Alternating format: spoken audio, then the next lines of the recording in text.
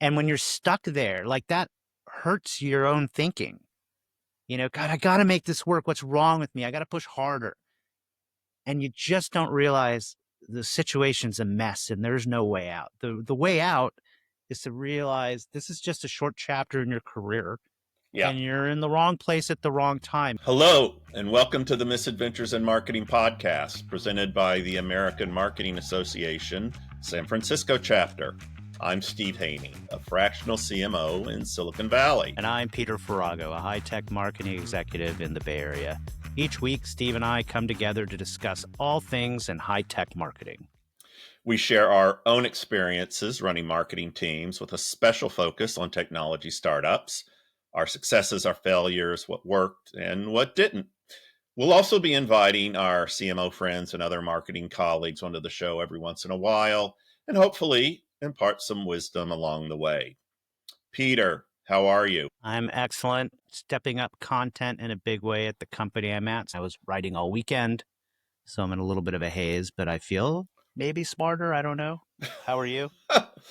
Okay, actually a lot going on the personal family end. Was a crazy week last week, but a lot of exciting stuff. Everybody achieving amazing things and moving forward in life. We move onward. So you are driving the topic this week, and what are we discussing?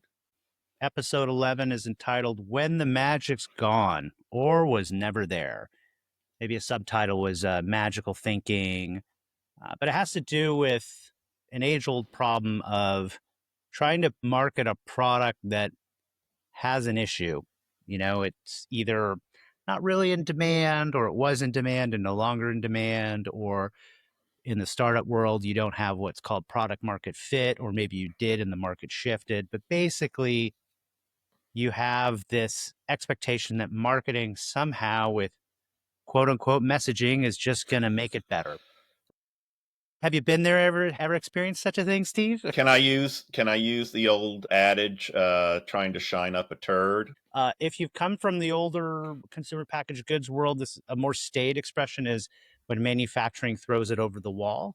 Back in my days in the video game industry, when we were still doing, packaged goods, we did often have things thrown over the wall at us. Would acquire a company, there'd be a bunch of old legacy titles. And we actually would do some pretty amazing things, repackaging and putting like 5 discs in a set. This was the old days.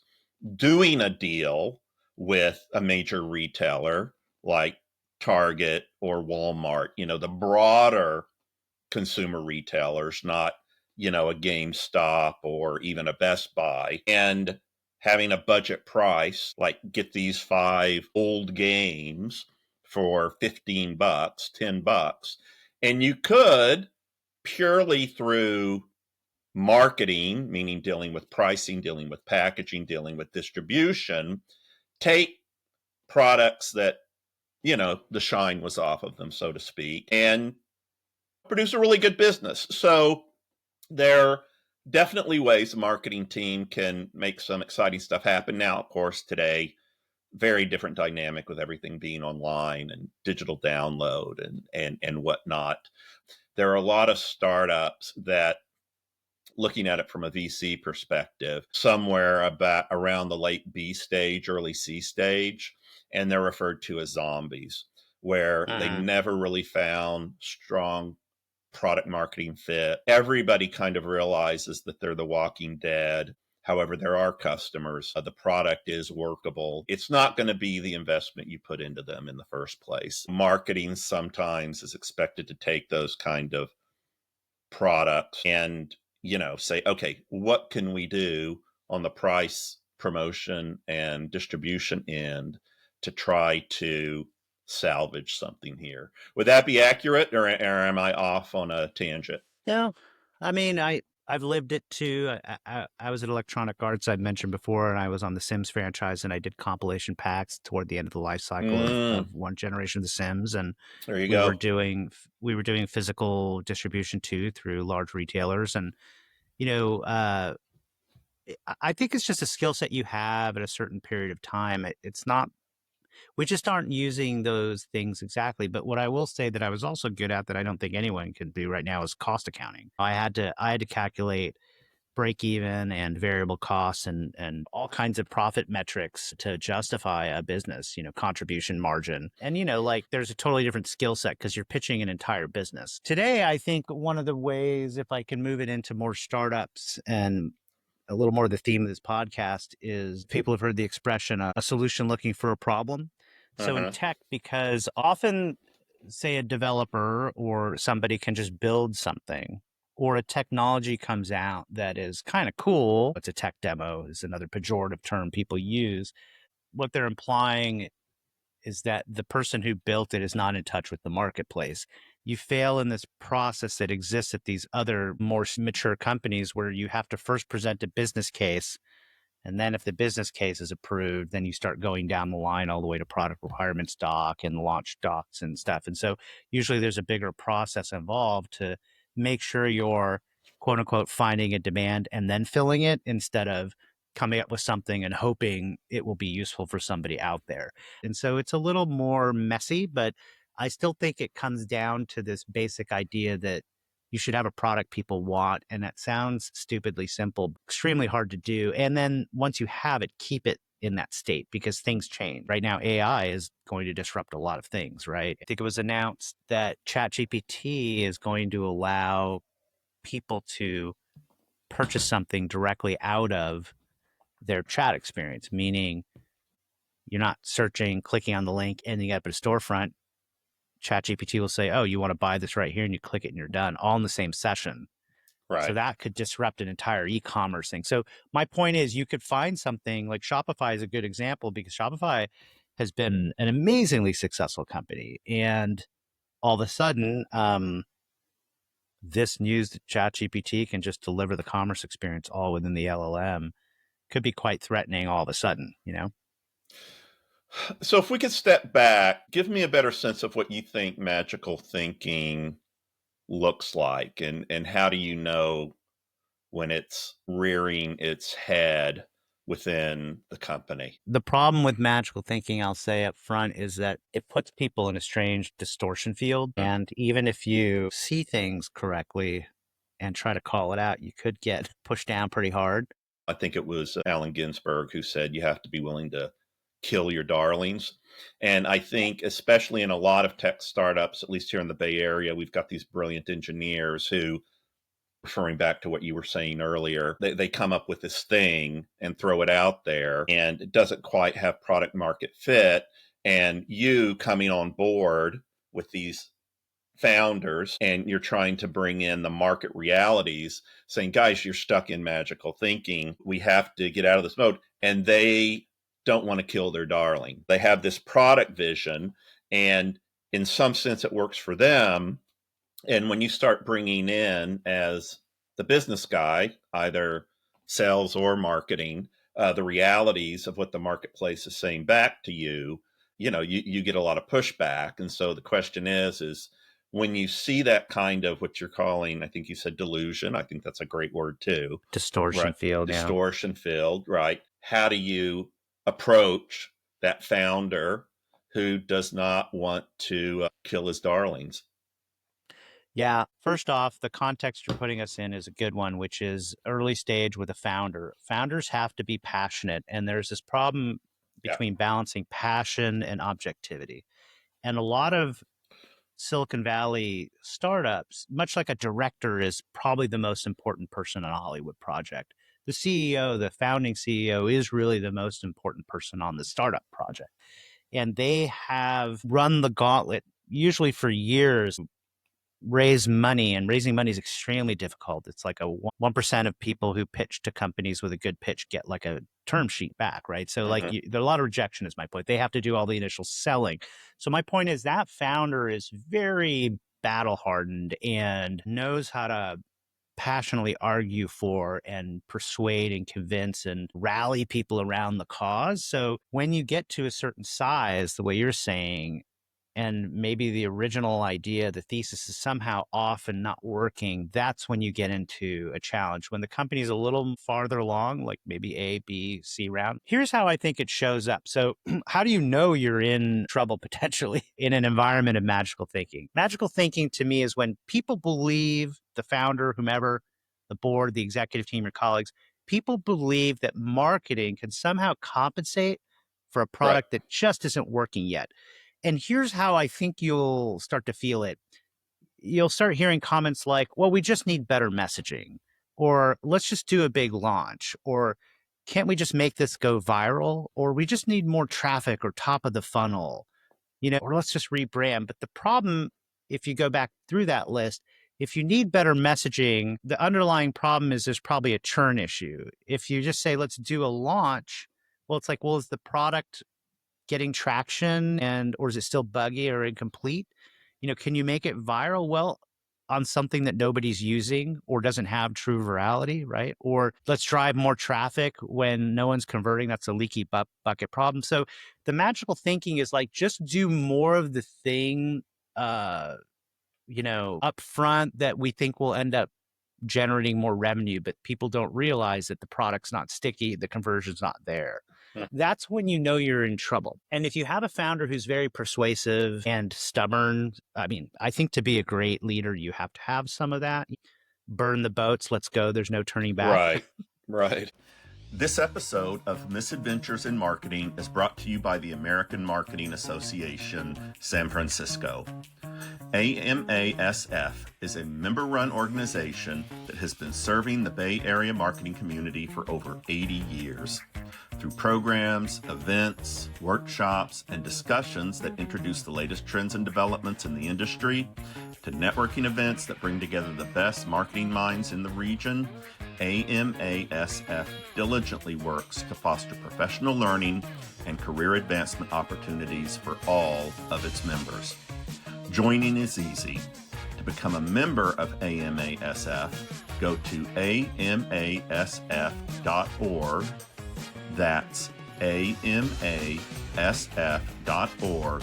and click on Get Involved on the top menu, then become a member. For just $199 a year, you'll get access to events, resources, credentialed learning opportunities, and a community of fellow marketers will help you expand your network and advance your career.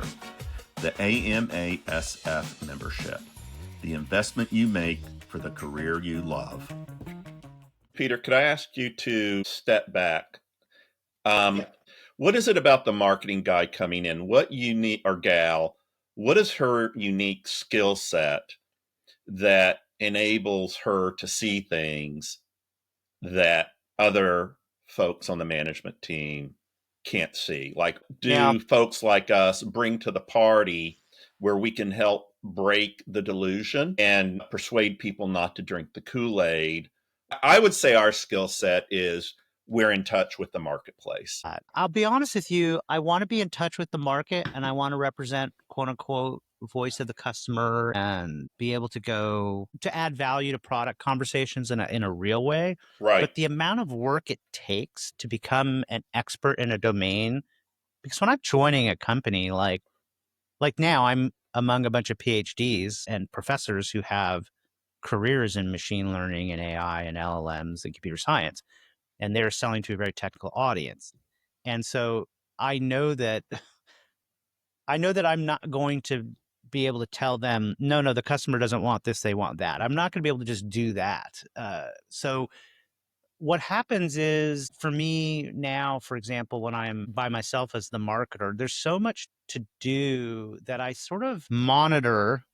Yes or no, we have product market fit. Yes or no, somebody who is influencing product that I trust is representing the customer. It's not that I'm not in touch, but my point is to really build up my gut and my compass. It takes a long time and I have to suspend disbelief to some extent. Now, in a bigger company or when there's more data available, I spent I'd say the first 2/3 of my career going very heavy into marketing research, practical marketing research, and bringing back a lot of influence that way. And Hmm. I think that one way I think about it is who has power and influence in the company, and people who are closer to the customer do. Sales always does because they have constant contact and proximity and are touching revenue, which everybody wants. They always have a disproportionate say uh, in what happens. The challenge with sales that I think most people understand is that often they are focused on a short-term concern a customer has by Right. virtue of their work. So there's a distortion or an overemphasis on short-term needs. So what the product marketer has, to try to answer your question specifically, that what they have that others don't have from a perspective is, one is they're less attached to what investors care about and what sales needs to do in terms of delivering revenue. Well, we've had this discussion many times. As you know, the marketing folks, it's their responsibility to get out of the trees and look at the forest. Let me try again, because I just feel like I fumbled that, and I feel an obligation to the audience. But I think that we use words in marketing like positioning and differentiation uh, and messaging, and they sound like throwaway words. And I'll be honest with you, I don't love those terms because I think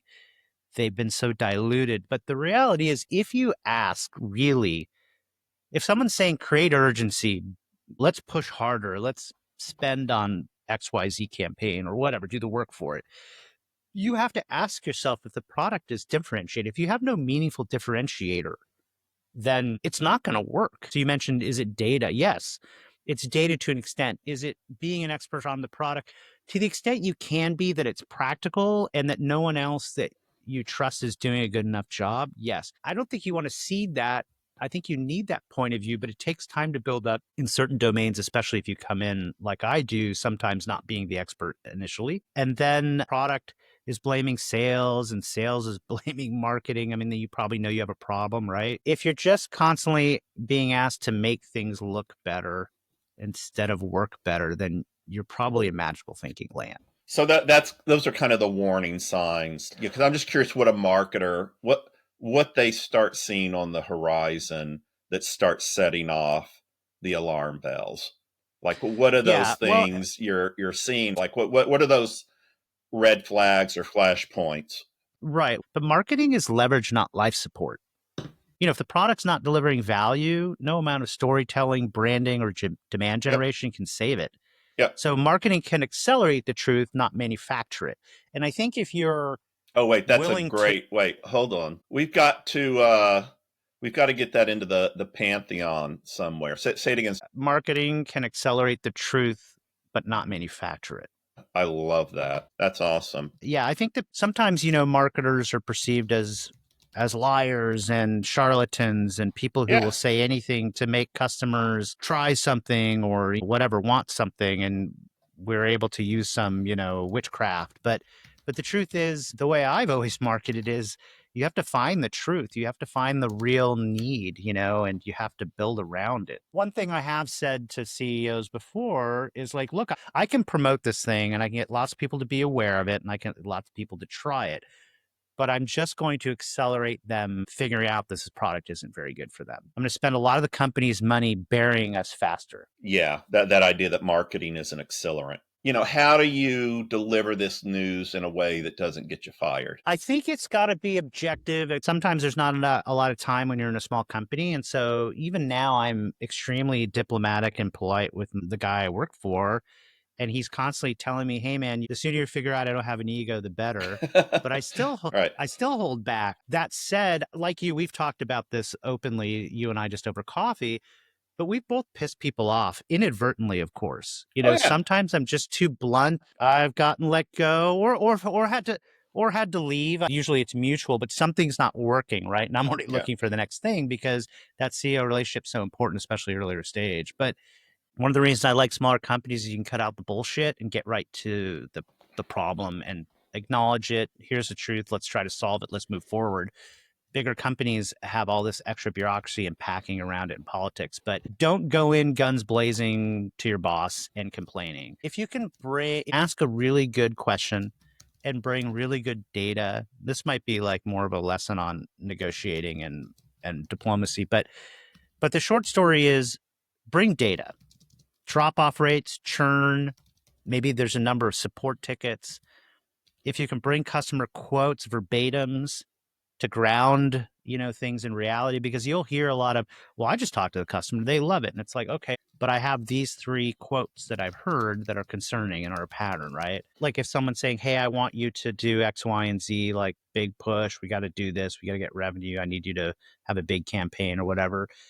You don't have to say it's broken per se. You can just say, well, I don't know that we're launch ready yet. And I think we can do the following now. And I believe if we have the following other things in place or added feature set, differentiator, whatever, we can do these programs once we have that in place. So what you try to do is just not be like, yes, I'm off, I'm going to do it.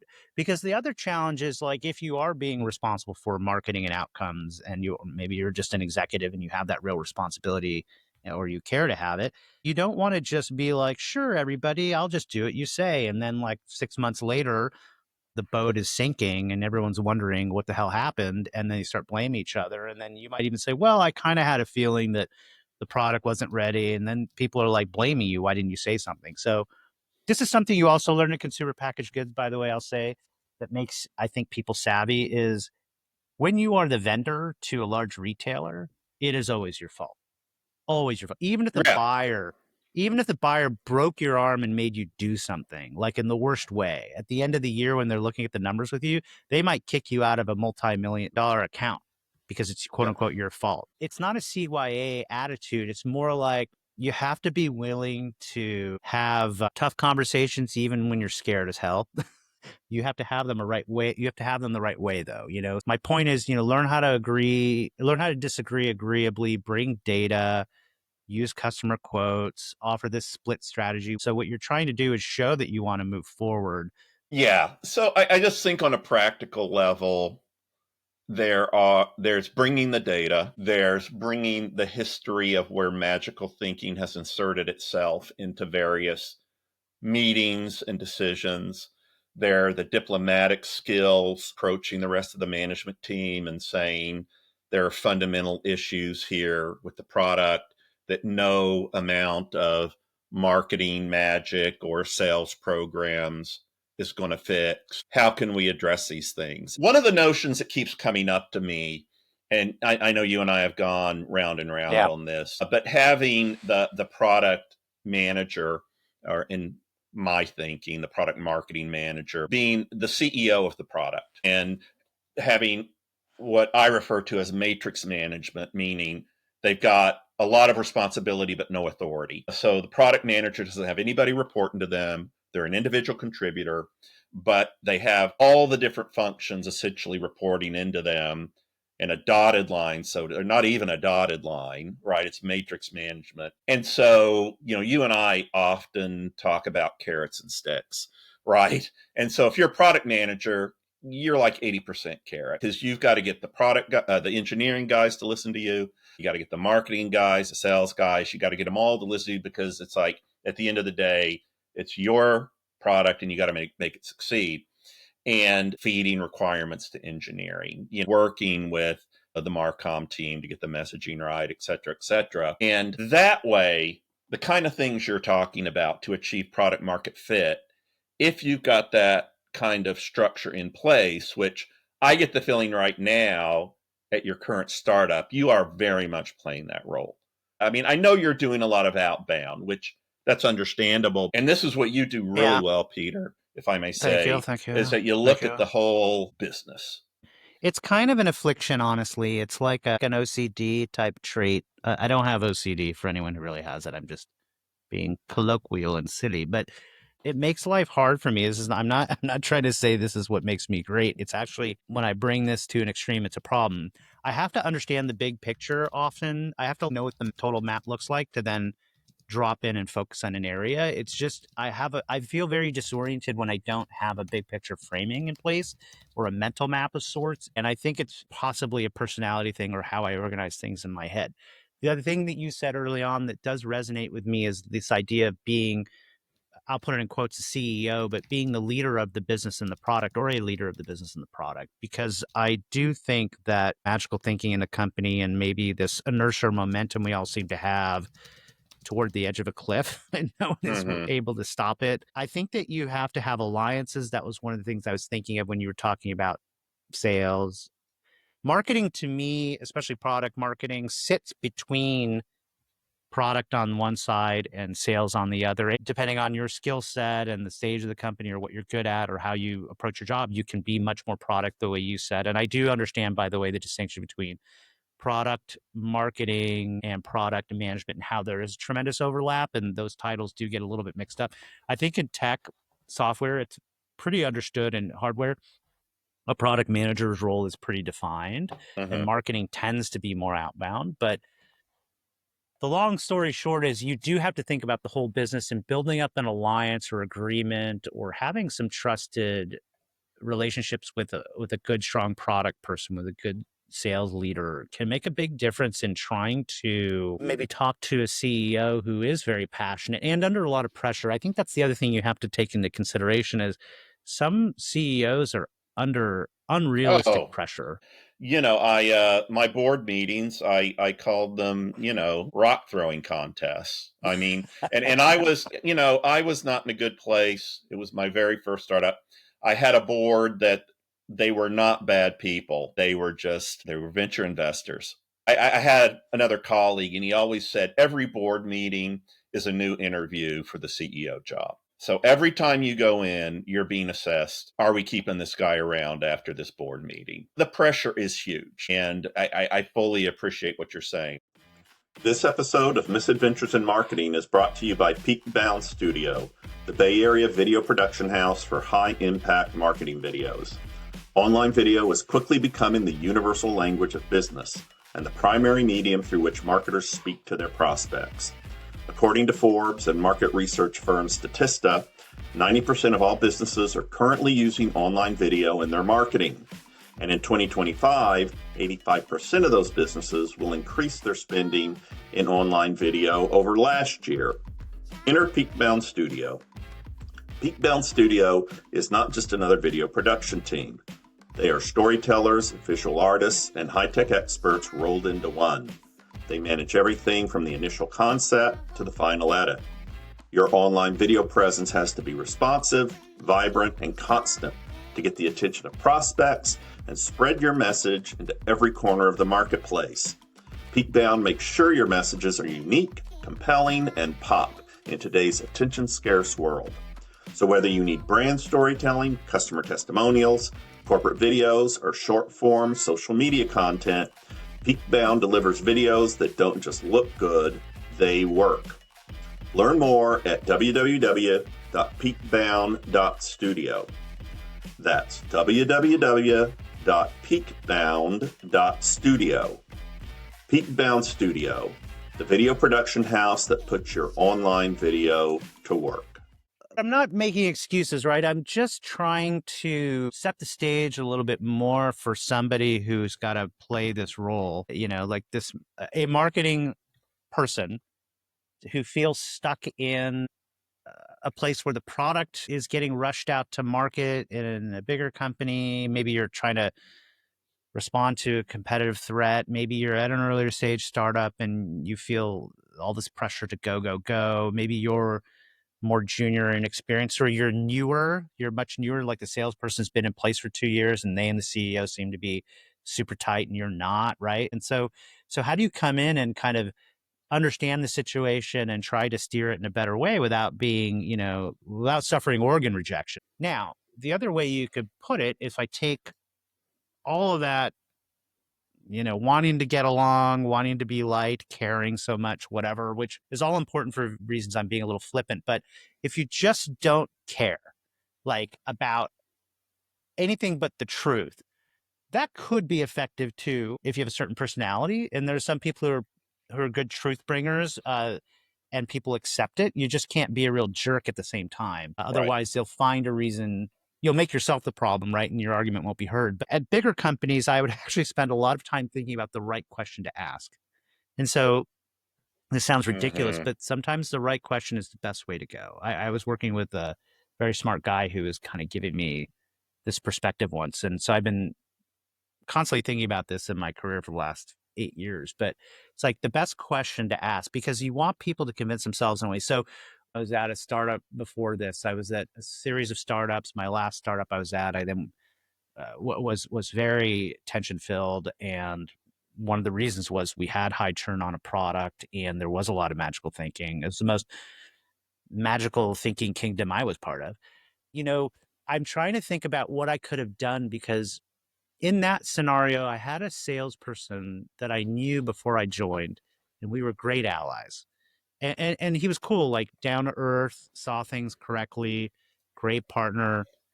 I thought he was doing everything right. CEO, who's mercurial, decided he wanted to kick that guy out for whatever reason. And the guy came in, was like less experienced, but cocky, and honestly just didn't speak. He was kind of a mute and he just ignored marketing. And the CEO was also somewhat inexperienced. And I think, he was kind of an emotional guy. And I think, frankly, a little bit tactical and easily swayed by his board. And so he Mm-hmm. was influenced by the new guy. And I found myself quickly feeling like I was on the outside, Right. as Oh, that and far as like yeah, having a say. definitely happens a And it lot. just Yeah. happened.